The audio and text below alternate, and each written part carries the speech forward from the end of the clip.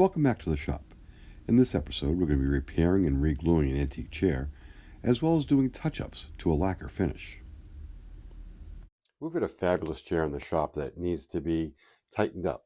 The arms are loose, both into the support rails. The crest rail is loose, as is the back splats. So we're going to take this apart and re-glue it. A little bit of history on the chair. The customer said that it was made in Indiana, and it was purchased when he was an infant so that his mother could nurse and rock him in the chair. So let's bring this chair back to life. So follow along, and we'll see how we take it apart and put it all back together again. So the first thing I'm going to do is take the arms apart. And this one's already a little bit loose, and it actually sits very loosely in that hole. So we're going to have to do something with that.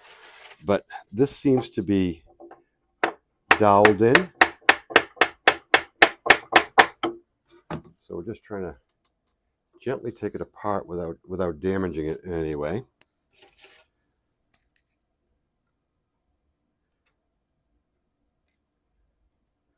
And the trick for me right now is to determine whether or not this is a dowel that's holding this in or if it's a screw. I'm hoping that it's a dowel because it will make things a lot easier. But I really can't tell.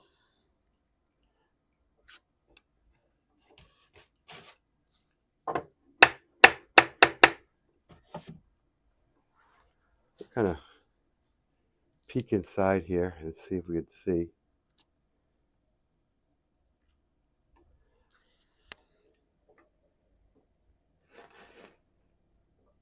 And I just noticed that it is a screw. So there are, let me move the camera over so you can see it.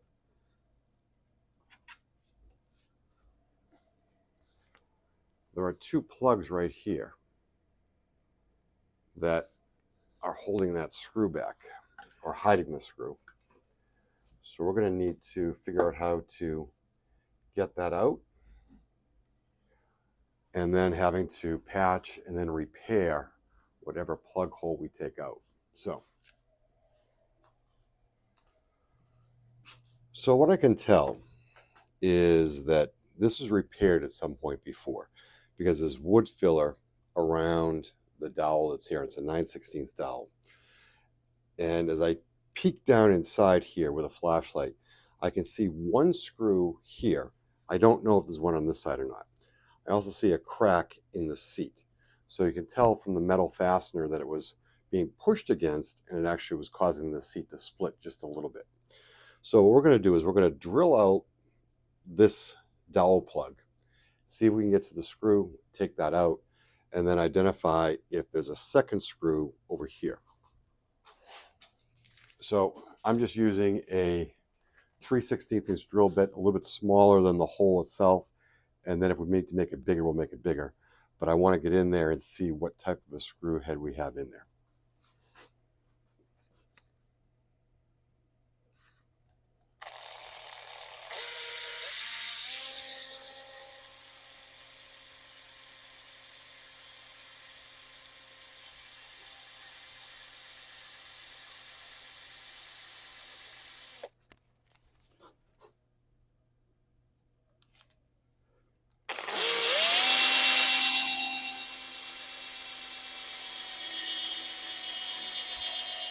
So I drilled out the first hole, and I realized it went through, and I was able to chip out the edges with a rounded chisel like this. But then once I saw the bottom of the dowel pin, I realized I could probably just pop it out, which is what I did. And you can see that there were definitely repairs made to this at some point, and they're using the Robertson screw. So I'm going to need to get those screws out. There's definitely two of them, and there's probably two more on the other side. So just to show you how I get the plugs out, I'm using a rounded chisel, and you can actually see where there's some wood filler here that was used to patch the hole. I'm just going to come on the inside of that hole,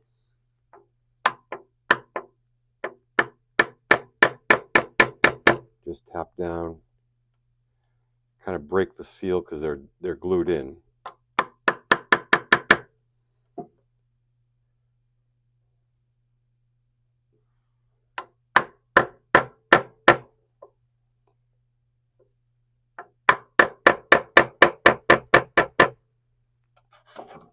hopefully this will just pop right out.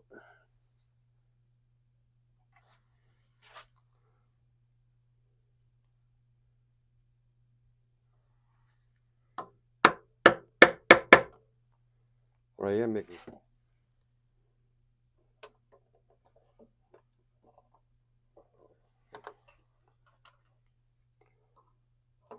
And that plug is not very deep, just enough to hide the hole. And I can tell on the sides here where the Robertson screws were put in, there's some cracks in this, and that's from the stress of the arm applying against the grain of the seat, causing that to stress. So I'm going to take them out. I'm not sure if I'm going to put screws back or not. I want to make the determination whether or not the glue would be able to handle it. But let's get that other plug out, and then we can take the screws out and finish taking the chair apart.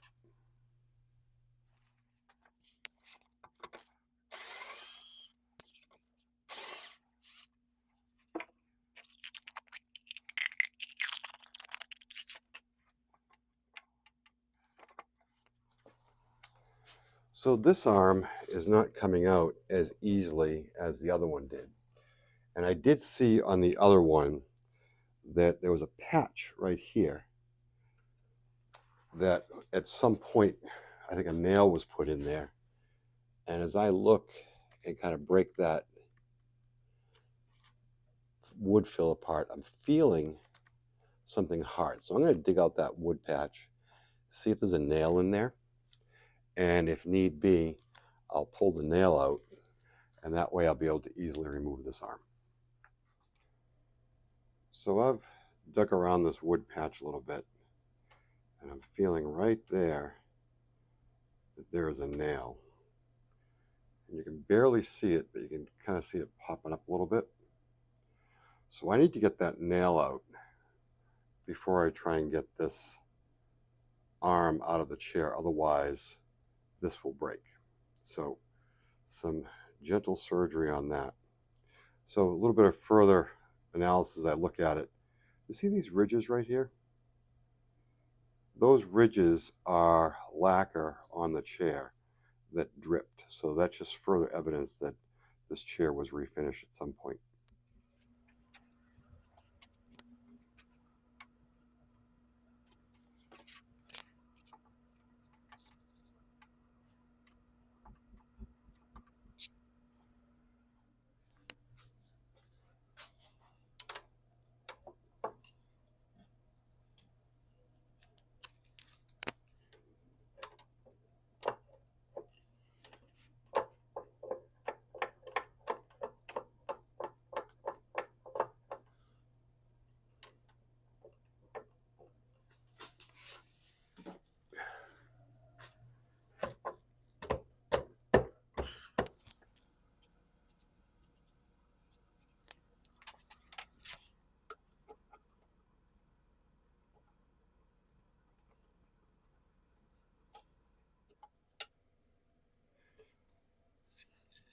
Thankfully, whoever repaired this chair before, in addition to putting screws in, they did actually use Hyde glue. So I was actually able to drop some vinegar down into where there were some creaks or some cracks, and I'm able to get these splats out so that we can re-glue them.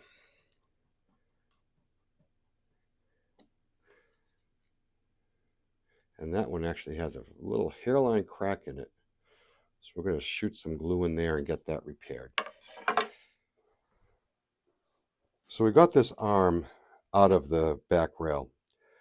But here's a trick I haven't seen in a very long time. That this was clearly too small for the hole, so there's probably a lot of play in it.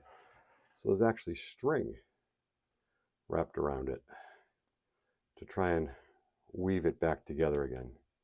You just see the string is just falling apart. And that's probably why they also put a nail in it to try and hold it. So we're going to undo that and we'll get that corrected. It looks like there was glue on here before, so I think whoever repaired this before added the screws as an additional measure, which was not necessary, but we will put them back. But we've got it assembled now, so now we're going to clean up the joints and get ready for gluing this back together again. Here's another example of a prior repair that I consider questionable. But this arm actually goes up into the chair and it comes through. And if you look closely, there's a wedge in there. And what the person should have done when they repaired it was drilled out the wedge and put a new wedge in. You can see they actually labeled it R for right, but then you can see that there's string or gauze or something around it that is completely unnecessary had they removed that wedge. So we're going to have to think about how we're going to do the repair on that. As you've heard me say, if you've seen any of my other videos, before you can re-glue a chair, you have to clean up all the old glue that's on there, because glue will not stick to glue. So I just have a wood rasp that I go through and I clean up as much of the old glue as I can in order for me to get a good bond the next time around. So I'm going to go through, you can actually see the string coming off. I'm actually going to go through and do this to all of the chair parts, as well as the dowel holes that they go into. And then we'll move on to the next phase, which will be the glue up. So let me get to work.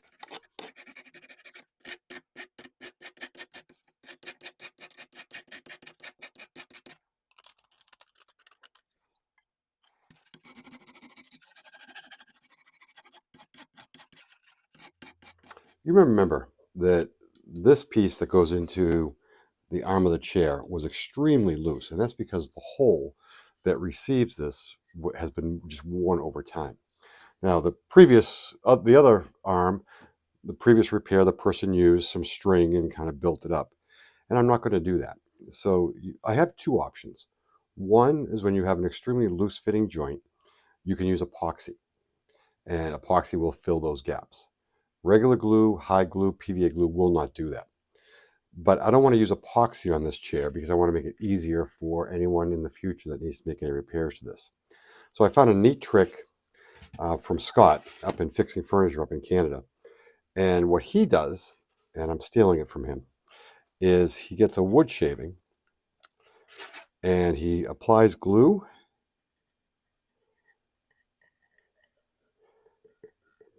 to the dowel end that's too thin. And gets that on there pretty well using a PVA glue. Because again, we want a permanent repair here. So we get the glue on there.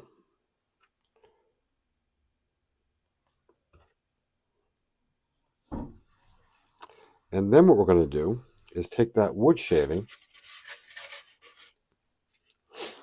and wrap it around the dowel end to build it out. I did test this off camera that it's going to be a little bit too big, which is a good thing because we can just sand it down.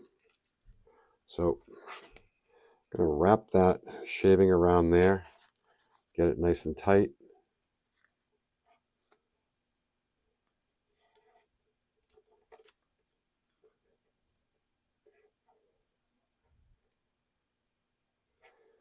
I'm going to lube it up with a little more glue.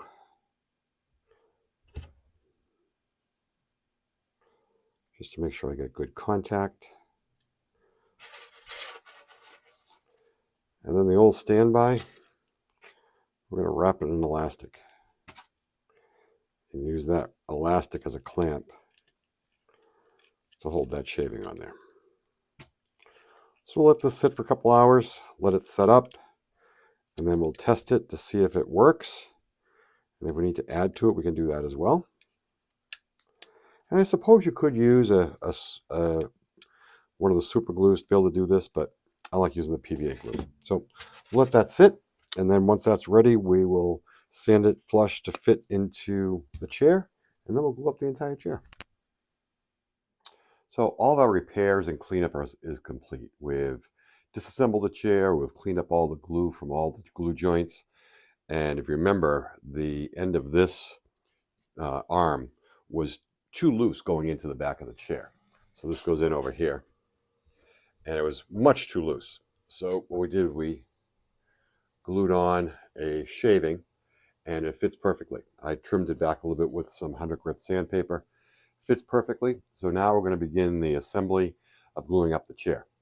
Now, lots of people talk about the glues that they use for chair assembly. I use, for all antique chairs, I use Hyde glue.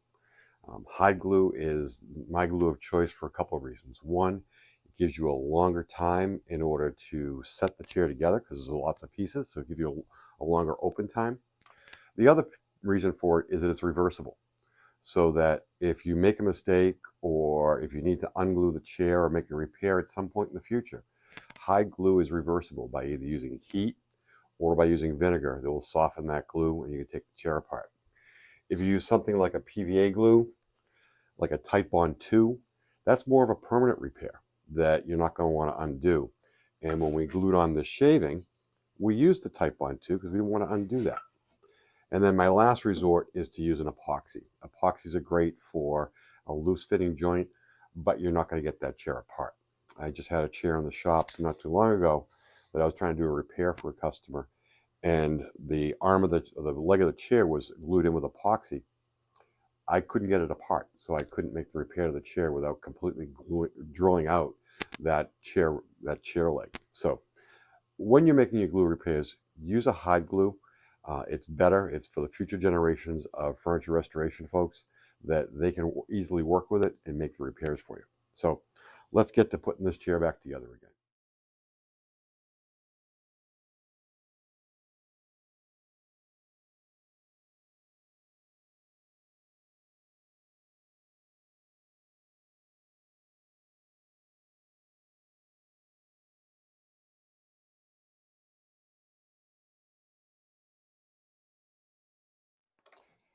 Now that we've got the glue up complete, what we're going to do is go through and do any touch-ups, specifically where we took that nail out, and then also at kind of the repair points on these plugs. So I'm going to be using a wax stick, and I got multiple colors here from Mohawk. And I think the closest color that I have is the Mohawk Burn-In Stick 6093. So I just use a soldering iron, and what I'll do is I will heat up the end of the wax stick and just drip it right in. And it heats up pretty quick. And we get it down into the hole, and then take a razor knife while it's still wet and level it off. And then my trick is, because this is a wax stick, wax has petroleum distillate in it. So I'm going to just use a paper towel with a little bit of paint thinner on it just to level it off and see where it's at.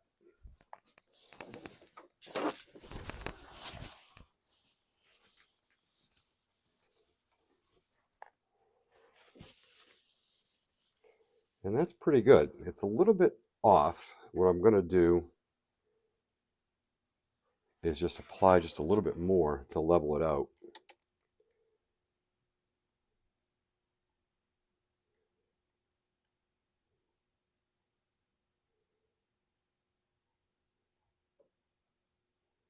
And again, it dries really fast with the heat. So I get that set. I take my razor knife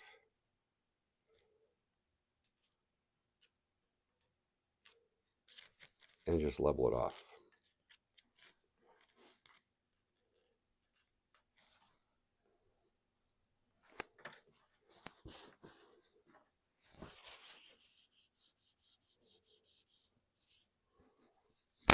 We've got a pretty good color match here. I'd like it to get a little bit browner. So what I'm going to use is a touch-up pen to come through and just darken that up just a little bit. Got some scratches in there that I want to take out.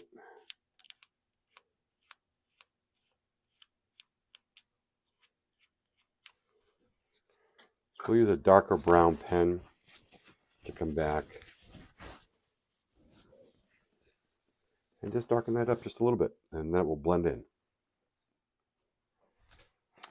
So I need to be able to do some touch-ups. So I replaced one of the plugs, and there's also some wear on one of the arms. So I'm going to be using a little bit of de-wax shellac, and the color mix that I'm going to use to try and get me where I want to get to for this chair is a mixture of burnt umber, which is a dark brown, and some white. And the white is being used in the burnt umber just to lighten it up a little bit. So I'm going to do about an 80-20 mix on the burnt umber and the white. And then we'll stir that together. And I'm using a clear jar here so that I can actually hold this up to the piece and see if I have the color I want. And that's definitely much too brown for that chair. It's almost like a reddish brown. So I'm going to add a little bit more white to see if that lightens it up. And then if need be, I'll add some yellow ochre to give us that tint.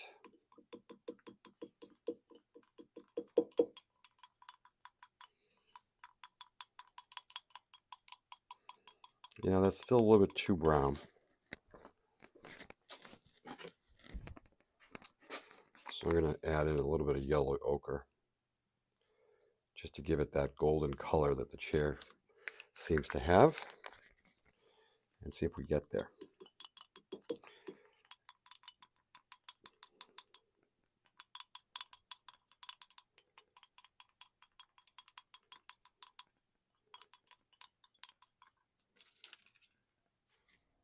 So I suspect that my color may be a little bit too brown, but if I go on lightly,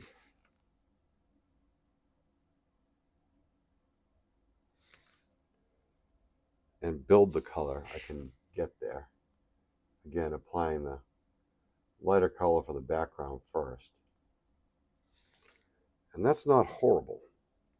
So the good part about using shellac is that it sits on top of the wood as a top coat as opposed to a stain that would blend in. If I were using a dye stain or an oil-based stain, it would blend right in, and especially where this dowel is end grain, it would just suck it right up and I would never get the color out. So we're not too far off. I'm going to let this sit for a little bit to see if we get closer. Shellac dries very quickly, so that works to our advantage. Any other nicks I see, I'll go through and touch those up while we have the shellac out. And then what I'll do is once the shellac is dry, I'll hit it with a 4/0 steel wool just to level it out.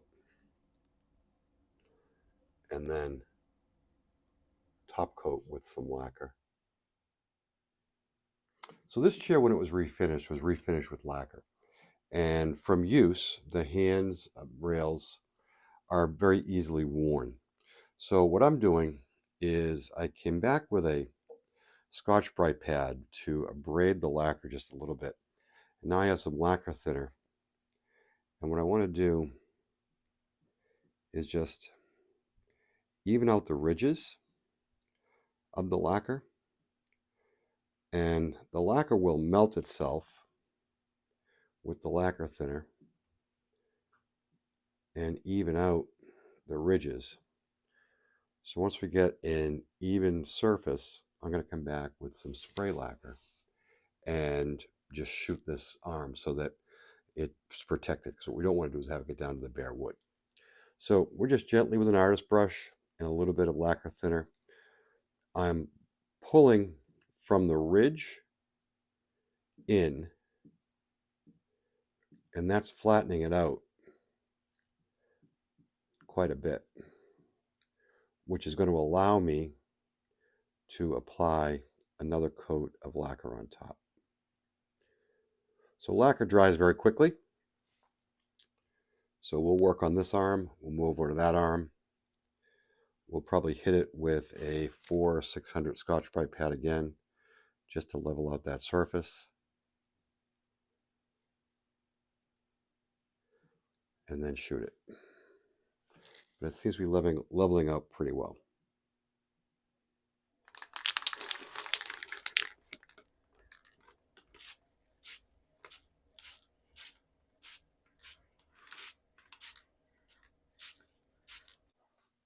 So what have we done? We've glued up the chair, we glued up the spindles, we glued up the arms, we replaced the Robertson screws that were there. Did a little bit of touch up on the arms. There was some lacquer that was worn off, so we kind of blend that together and then shot it with some satin spray lacquer. We also replaced the plugs that were holding these arms in, and we did some touch up with some watch sticks there. So this chair is ready to go. We're going to give it a wipe down and then give it a coat of wax, and then we'll bring it back to the customer. I appreciate you following along. If you have any questions, please comment below. And if you're not already a subscriber, please consider subscribing to A.G. Johnson & Son Furniture Restoration.